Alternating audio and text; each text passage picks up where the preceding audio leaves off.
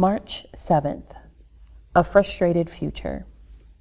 So all the guests who were with Adonijah were afraid and arose, and each one went his way. 1 Kings 1:49. Los Angeles is the largest city by land area in California. The second largest is San Diego.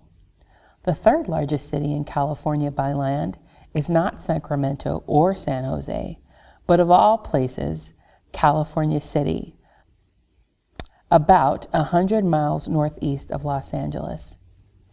In the late 1950s, there were plans to develop California City into a larger city than Los Angeles. Lots sold like hotcakes and homes were built, but the big plans basically came to nothing. About 14,000 people call California City home today, many of whom are connected with Edwards Air Force Base, less than 20 miles away.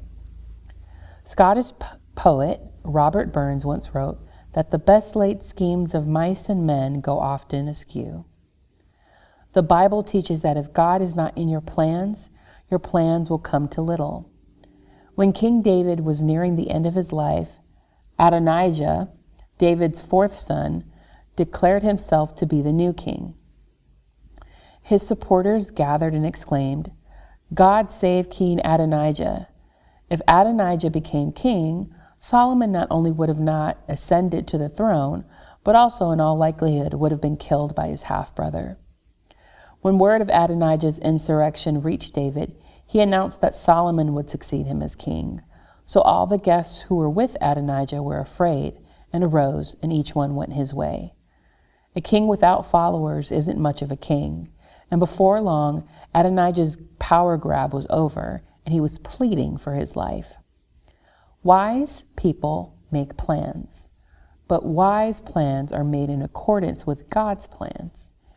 You might want to attend a prestigious university, marry a certain someone, retire early, buy a new home, or pursue a certain career, all of which are goals that in and of themselves are perfectly fine.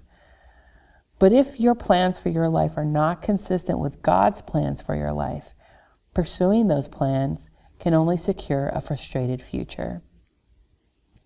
The original vision for California City didn't work out.